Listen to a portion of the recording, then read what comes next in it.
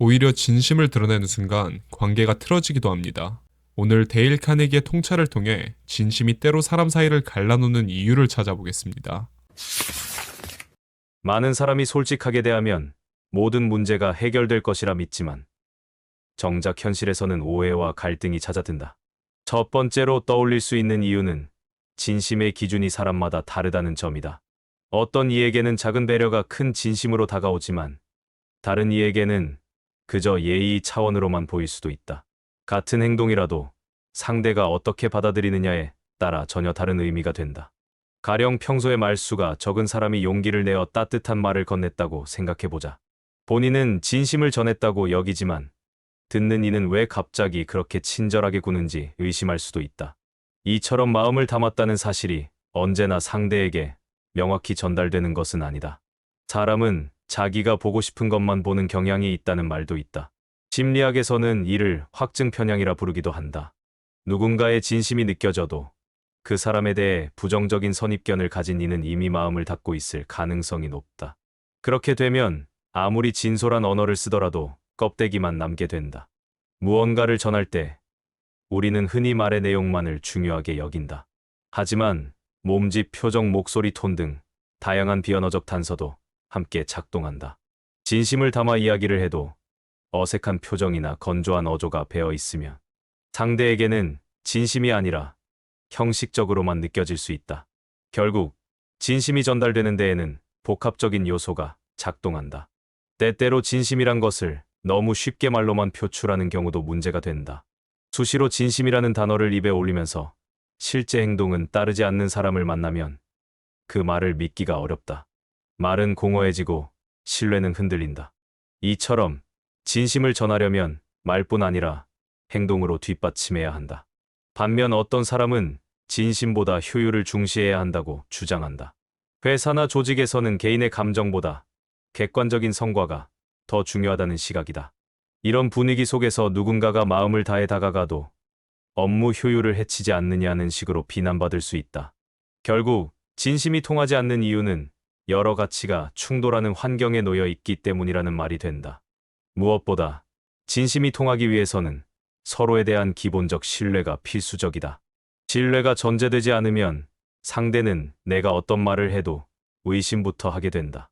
가령 내가 정말로 선의를 담아 한 조언이 다른 사람에게는 간섭으로 비칠 수 있다. 여기에는 서로 간의 이전 경험과 감정적 거리감이 영향을 미친다. 어떤 현인은 인간관계가 거울과 같다고 말하기도 했다. 내가 다른 사람을 보는 시선이 결국 나에게 돌아온다는 뜻이다. 진심도 마찬가지다. 내가 상대를 진정으로 존중하지 않는다면 상대가 나의 말을 진심이라 받아들일 리가 없다. 이처럼 상호성은 진심 전달에 큰 영향을 미친다. 반대로 아무리 진심을 담아도 자존감이 낮은 사람은 그 마음을 쉽게 믿지 못하기도 한다. 스스로를 가치 있게 여기지 못하면 타인의 호의가 오히려 낯설고 부담스러워 보인다. 이렇게 마음의 상태가 기울어져 있으면 진심이 전해지기 어렵다. 이는 자기 연민에 빠진 사람에게도 흔히 나타난다. 삶의 경험이 쌓이다 보면 누군가의 진심에 상처 입은 기억이 생길 수도 있다. 배신감이나 실망감이 크면 이후에는 웬만해서는 타인의 진심을 그대로 믿지 않으려 한다. 이 점 역시 인간관계에서 진심을 전하기가 쉽지 않은 한 가지 이유로 꼽힌다. 결국 과거의 경험이 현재의 의심을 낳는 셈이다. 반대 시각에서는 진심을 전하려는 시도가 때로는 본인의 자기만족일 수도 있다는 지적도 한다. 상대가 정말 원하는 것인지 아닌지 확인하기보다 내 마음을 털어놓는 데 집중하는 경우다. 이럴 때에는 상대가 느끼기에는 오히려 부담이 될 수도 있다. 진심을 전한다고 해서 항상 좋은 결과가 따르는 것은 아니다. 일상 속 예시로 친구에게 하고 싶은 이야기가 많아서 긴 편지를 써보았다고 가정하자. 편지를 받은 친구가 고마워하기를 기대했는데 의외로 별다른 반응이 없으면 실망감이 생긴다. 그것이 내게는 큰 진심의 표현이었지만 친구 입장에서는 그렇게까지 감동적이지 않았을지도 모른다. 이처럼 진심의 무게가 서로 다를 때는 오히려 오해가 커진다. 한편 어떤 철학자는 모든 소통은 해석의 문제라고 말했다. 아무리 진심을 담아도 그것이 상대방 머릿속에 들어가 해석되는 과정에서 왜곡될 수 있다. 예를 들어 아무 의도 없이 건넨 제스처 하나도 비판으로 해석될 수 있다. 결국 진심이 통하려면 그 해석의 과정마저 부드럽게 만들어야 한다. 많은 사람이 진심은 언젠가 통한다고 말하지만 현실에서는 그 언젠가가 너무 늦게 찾아와서 문제라고 생각하기도 한다. 이미 관계가 멀어진 뒤에야 내 마음을 알아준들 소용이 없다고 말한다. 그래서 사람들은 시기적절한 타이밍의 중요성을 강조한다. 때를 놓치면 진심도 빛을 잃는다. 상대가 듣고 싶어하는 방식으로 말하지 않으면 아무리 진솔해도 한 귀로 듣고 한 귀로 흘릴 수 있다.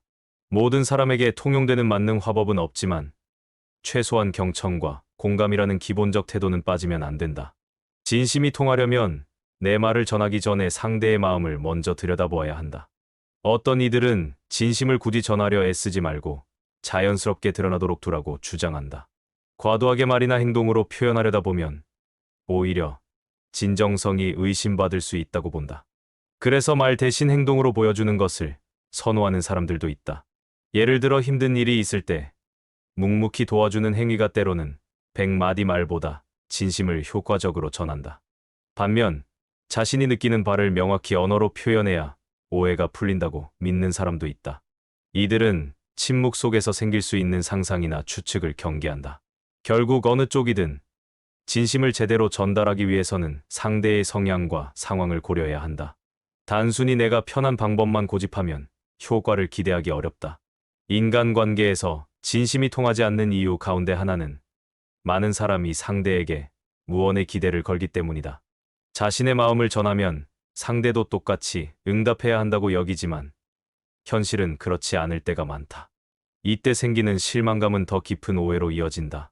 그래서 어떤 이는 진심을 전할 때 아무런 대가도 바라지 말라고 조언한다.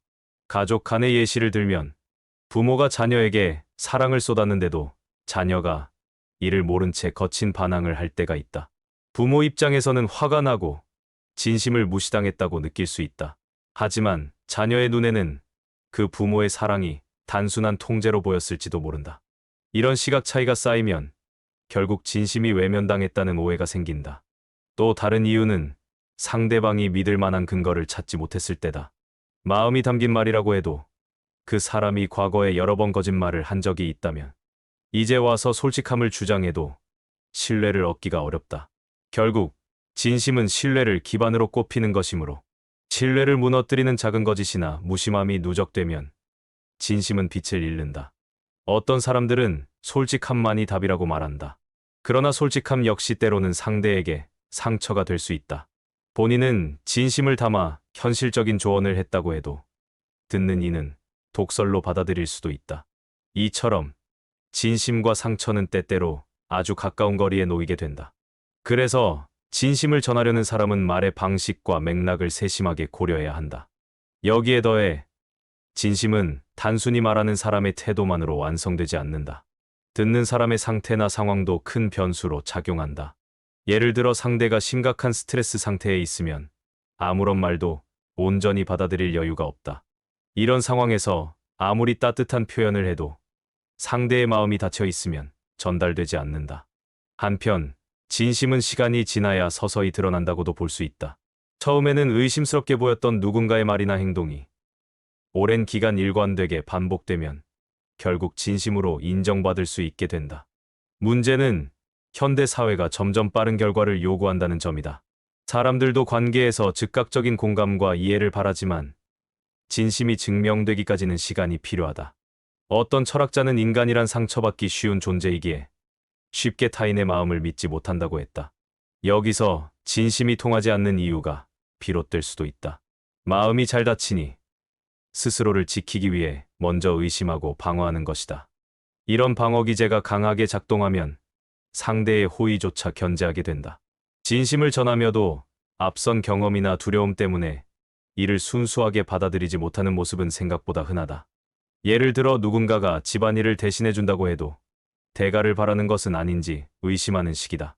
이런 태도가 습관화되면 인간관계에서 발생하는 많은 진심이 공허하게 스쳐 지나간다. 반대 의견으로는 실제로 진심을 말하는 사람보다는 거칠애를 하는 사람이 더 많다는 현실적인 지적도 있다. 정말 진정성이 있는지 판별하기가 쉽지 않으니 오히려 진심이라고 주장하면 더 의심하게 된다는 것이다. 때때로 과하게 표현된 진심이 상술이나 조작된 이미지로 드러나기도 하니 경계심이 커질 수밖에 없다고 말한다. 이처럼 복합적인 이유들로 인해 진심이라는 것이 항상 그대로 전달되지 않는다. 그런데도 많은 사람이 진심만이 관계를 살아있게 만든다고 믿는다. 이 모순이 인간관계를 어렵게 만든다. 한쪽에서는 진심이 필요하다고 주장하고 다른 한쪽에서는 진심을 믿기 어렵다고 느낀다. 결국 그 사이에 커다란 간극이 생긴다. 일상 예시를 또 들어보자. 친구가 힘든 일이 있어 보이길래 위로의 말을 건넸는데 그 친구가 오히려 괜찮다고 선을 긋는 모습을 보인 상황이다. 위로해 주려는 내 마음은 진심이었지만 상대방은 스스로 해결하고 싶은 타입이라서 간섭으로 느낀다. 이런 시선 차이가 쌓이면 서로가 서운해지기도 한다. 진심이 거짓으로 보이는 결정적 계기가 되기도 하는 것은 사람마다 표현 방식이 다르다는 사실에서 비롯된다. 누구에게는 직접적으로 감정을 드러내는 게 자연스럽고 또 다른 이에게는 조용히 곁을 지키는 게 익숙하다. 문제는 표현 방식을 잘 이해하지 못하면 진심인지 무심인지 혼동하게 된다는 것이다. 인간관계 전문가들은 보통 말과 행동이 일치해야만 비로소 진심이 통한다고 조언한다. 아무리 입으로는 존중한다고 해도 행동에서 무시하거나 모욕하는 태도가 드러난다면 말은 헛된 메아리가 될 수 있다. 이는 가정, 사회, 직장 등 어디에서나 마찬가지다. 그러나 말과 행동을 모두 일치시키는 것은 생각만큼 쉽지 않다. 내면의 감정 변화를 매 순간 의식하기는 어렵고 종종 의도치 않은 말이나 행동을 하게 되기 때문이다. 진심으로 대해주고 싶으면서도 순간적인 짜증이나 피곤함에 퉁명스럽게 반응할 수도 있다. 그럴 때마다 상대는 혼란을 느낀다. 어떤 사람들은 진심을 전달하려고 노력하기보다는 차라리 적당한 거리를 유지하는 편이 관계를 덜 상하게 만든다고 말한다. 가깝지 않으면 상처도 덜하기 때문이다. 하지만 이렇게 마음의 문을 닫고 살면 진정한 연결이 어려워진다. 결국 진심을 나누고 싶어도 이미 장벽이 세워져 버린다. 그렇다고 해서 무조건 모든 마음을 솔직하게 드러내는 것이 바람직하냐 하면 그렇지도 않다고 보는 시선도 존재한다. 사람마다 감정의 깊이가 다르고 일상에서 쓸 수 있는 에너지가 한정돼 있기 때문이다. 지나친 정서적 노출은 오히려 피로감을 줄 수 있고 진심의 가치를 떨어뜨릴 위험도 있다. 어떤 철학자는 타인의 시선은 거울이 아니라 프리즘 같다고 했다. 내가 보낸 마음이 그대로 반사되는 것이 아니라 각자의 빛깔로 굴절되어 돌아온다는 뜻이다. 진심이 통하지 않는 결정적 이유를 간단히 말하자면 인간관계는 이처럼 다층적이고 복합적이라는 점에 기인한다. 심리학에서는 공감 능력이 진심 전달에 중요한 열쇠가 된다고 말한다. 상대를 이해하려는 마음이 있어야 내 진심도 자연스럽게 표현되고 온전히 받아들여진다. 공감 없이 혼자만의 감정으로 가득 차 있다면 아무리 좋은 말을 해도 공허하게 들릴 수 있다. 그래서 진심을 전하려면 먼저 상대방의 마음 상태를 살피는 태도가 필요하다. 동시에 상대방도 나를 향해 열린 자세를 가져야 한다. 일방적으로만 마음을 열어도 소통은 완성되지 않는다. 쌍방향 교류가 있어야 하며 서로가 교감하는 과정 속에서 진심이 전달되기 쉽다. 그런데 현대인들은 바쁘고 지친 일상을 살아가며 이러한 쌍방향 교류가 점점 줄어드는 추세다. 휴대전화 메시지로 전달되는 감정은 아무래도 한계가 있다. 이모티콘이나 짧은 문자로는 미묘한 마음의 결을 담기 어렵다. 그래서 직접 눈을 마주치고 대화하는 일이 줄어든 만큼 진심 전달도 함께 어려워졌다는 분석이 있다. 스크린 너머의 상대방 표정을 보지 못하니 정확한 감정 교류가 이뤄지지 않는다는 것이다. 어떤 이는 이렇게 주장한다. 진심을 전달하려면 반드시 서두르지 말고 침묵의 공간도 주어야 한다고. 상대방이 내 말을 곱씹고 차분히 받아들일 수 있는 틈을 줘야 비로소 그 말이 마음 깊이 스며든다는 뜻이다. 그러나 우리의 대화 문화는 보통 빨리 말을 주고받으려 한다. 이런 속도감이 진심의 흡수를 방해할 수 있다. 반대로 생각해보면 진심을 전하기 위해 지나치게 많은 말을 하는 것도 문제일 수 있다. 간단하고 명료한 표현이 오히려 진심을 선명하게 만든다. 너무 장황하게 설명하면 중간에 상대가 핵심을 놓쳐버릴 수 있다. 진심은 때로 결이 간결한 문장에 잘 묻어난다. 현실에서 가장 큰 장애물은 자존심이라고 말하는 사람도 있다. 자존심이 상할까 두려워서, 혹은 상대가 우월감을 느낄까 걱정돼서 마음을 온전히 열지 못한다는 것이다. 이렇게 방어 기제가 작동하면 진심을 드러내는 데에 스스로 제약을 두게 된다. 그 결과 진심이 반 정도만 표현되고 반은 가려진다. 어떤 현인은 인간관계에서 가장 중요한 덕목이 솔직함이라고 주장했다. 그러나 솔직함이 때로는 과도한 직설이 되어 상처를 준다는 반론도 있다. 진심이 담긴 건 알지만 그 표현이 너무 거칠어서 마음을 받을 준비가 안 된 상대에게는 가시처럼 느껴진다. 결국 표현 방식이 진심보다 앞서서 관계를 깨뜨리기도 한다. 학자들은 말한다. 진심을 전하기 전에 반드시 상대의 거부감을 낮출 장치가 필요하다. 칭찬이나 인정으로 마음의 문을 열어놓은 뒤에 본격적인 이야기를 꺼내야 비로소 의도가 전해진다. 똑같은 말을 해도 마음이 열린 상태에서 듣는 것과 닫힌 상태에서 듣는 것은 천지 차이다. 이런 과정이 번거롭다고 느끼는 사람도 있다. 사랑이나 우정이란 자연스러운 것이니 굳이 무언가를 준비하거나 거부감을 낮추려고 애쓸 필요가 없다고 믿는다. 그러나 그렇게 접근했을 때 진심이 통하는 경우는 관계가 이미 깊고 안정된 소수의 경우에 한정될 가능성이 크다. 때때로 진심은 상대에게 부담이 될 수 있다는 점도 간과하기 쉽다. 가령 누군가가 무거운 고민을 털어놓고 위로받고 싶어 하는데 상대방은 요즘 정신적으로 여유가 없는 상황이라면 어떨까? 공감 대신 곤란함만 느낄 수 있다. 이처럼 진심이 통하지 않는 이유에는 상대의 개인 사정이나 마음 상태가 포함되어 있다. 가족, 친구, 직장 동료 누구에게나 진심이 필요하다는 생각이 있지만 실제로는 사람마다 관계에 대한 기대치가 다르다. 어떤 이는 가족에게만 솔직해야 한다고 생각하고 다른 이는 친구와만 깊은 이야기를 나눈다. 이런 차이를 몰라서 괜한 상처를 주고받기도 한다. 진심이란 단어는 따뜻하게 들리지만 실제 소통 과정에서는 무겁게 느껴질 때도 있다. 상대방이 원하는 것은 진심 어린 감정 교류가 아니라 단순한 정보 전달일 수도 있다. 예컨대 직장 상사가 프로젝트 상황을 묻는 것은 업무적 필요가 크다. 이때 감정 섞인 호소는 오히려 일을 복잡하게 만든다고 여겨질 수 있다. 이와 달리 어떤 사람은 크고 작은 일에 진심으로 반응하는 사람이 좋다고 말한다. 함께 감정을 나누는 과정에서 유대감이 커진다는 것이다. 그렇지만 이렇게 진심을 많이 요구하는 사람은 그만큼 쉽게 실망할 위험도 있다. 기대가 높으면 실망도 크다고들 한다. 이처럼 인간관계에서 진심이 통하지 않는 결정적인 이유들은 서로 얽혀 있다. 서로 다른 기대치, 과거 경험의 상처, 표현 방식의 차이, 상대 상황에 대한 배려 부족, 신뢰의 결핍, 공감 능력의 부족 등이 복합적으로 작용한다. 그중 하나만 갖춰져 있어도 소통이 원활해질 수 있지만 여러 요소가 결여되면 진심 전달은 더욱 어려워진다. 결국 사람마다 가치관과 감정의 깊이가 다르고 일상 속에서 마주치는 현실적 제약이 많다는 사실이 핵심 원인으로 보인다. 또 어떤 철학자는 모든 인간은 고유한 우주라고 말했다. 그만큼 서로 다른 세계관을 가지고 있기에 진심을 주고받는 일은 결코 단순하지 않다는 설명이다. 어떤 이는 진심을 끌어내는데 실패했다고 해서 자책할 필요가 없다고 조언한다. 사람은 누구나 복잡한 배경을 안고 살아가므로 상대가 지금은 그 마음을 받아들일 준비가 안 되었을 수 있다는 뜻이다. 언젠가 다가올 때를 기다리는 인내가 필요하다고도 한다. 그러나 또 다른 이들은 기다리다가 기회가 사라지는 경우가 많다고 지적한다. 때를 놓치면 돌이킬 수 없게 된다는 것이다. 그래서 때로는 용기를 내서 적극적으로 표현해야 한다고 주장한다. 이런 상반된 시각이 공존하는 이유 자체가 인간관계가 얼마나 복합적인지를 보여준다. 하루를 돌아볼 때 우리는 주변 사람들에게 얼마나 자주 진심을 전하고 있는지 떠올려 볼 수 있다.